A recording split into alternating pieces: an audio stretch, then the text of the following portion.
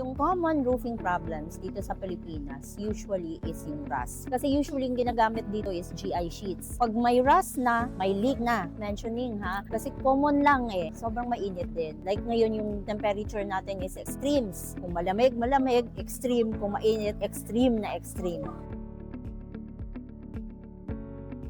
Look at the price first. So, hindi sila masyadong nagko-consider dun sa advantages. So, dapat when you choose a roofing, you should go first on the quality and the advantage bago yung price. System is maganda. If at least may 3 to 4 advantages siya. Yung basic na problem ng Pilipinas, ina-address niya. So, one of which is yung rust. Yung roof na yon hindi kinakalawang.